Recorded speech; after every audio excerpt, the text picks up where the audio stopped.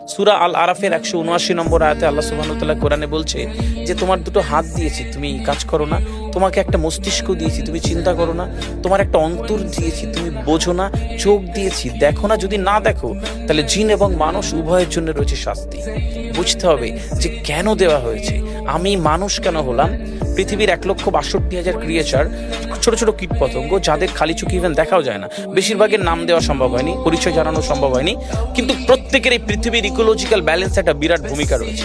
আর আমি আর আপনি তো আশরাফুল মাখলুক। এই মস্তিষ্ক রয়েছে না, এই মস্তিষ্কর দাম গবেষকরা জানাচ্ছে, যদি বিজ্ঞানীরা জানাচ্ছে, যদি বানানো যেত তাহলে 5,000 কোটি টাকা লাগতো এই মস্তিষ্ক বানাতে। তো এত সুন্দর হতো না। এই মস্তিষ্ক চালাতে যে বিদ্যুৎ লাগে, এটাকে 2,000 কোটি কিলো ওয়াট বিদ্যুৎ লাগে। একটা মস্তিষ্ক পুরো বাংলাদেশ চলে যাবে, আর কিছু বিদ্যুৎ বাইরের দেশে বিক্রি করে এই দেশ টাকা রোজগার করতে পারে। এই আপনি চিন্তা করেন যে শিরোপশির এগুলো, একটা তারের হেডফোনকে পকেটে দেবেন আর বের করবেন, দেখবেন ছাড়াতে হচ্ছে, জুড়ে জানা এই পুরো শরীরের মধ্যে এরকম জড়ানো পেছনে যত শিরা আছে না, এই শিরাগুলোকে বলা হয় খুলে খুলে রাখা হলে 11 একর জমি লাগতো, 11 একর জমি লাগতো। কেন ইমাজিন আমাদের মধ্যে কি রয়েছে, পুরো শরীরে 650টা মাংসপেশি।